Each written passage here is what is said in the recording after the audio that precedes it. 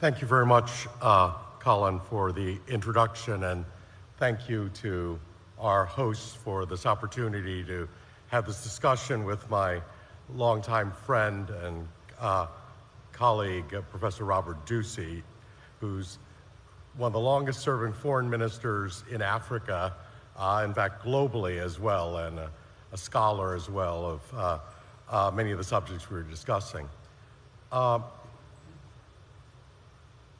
In many respects, talking about the geopolitics of Africa, we increasingly recognize in the fact that we've had this morning President Kagame, Chairperson Moussa Faki, and then just Ambassador Ahmed Abubakar just now, the prominence of Africa that's increasingly recognized, not only for the security challenges which have been just mentioned, the fact that the Global Terrorism Index records that nearly half of the total fatalities in the world to terrorism last year were in just one region of Africa, the Sahel, but also because of the dynamism of the continent. 9 of the 20 fastest growing economies this year, according to the International Monetary Fund, are going to be African countries. The resources of Africa are increasingly critical to the energy transition, to the new technologies that we have ahead of us.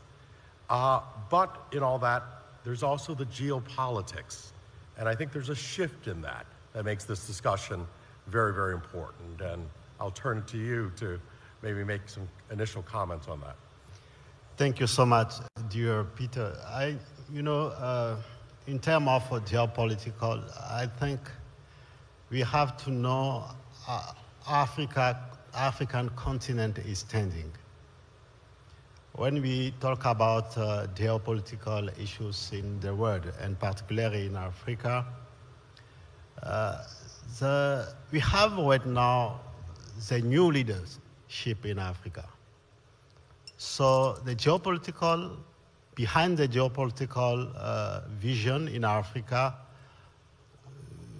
we can add the vision about all the minerals, all the riches what we have in Africa.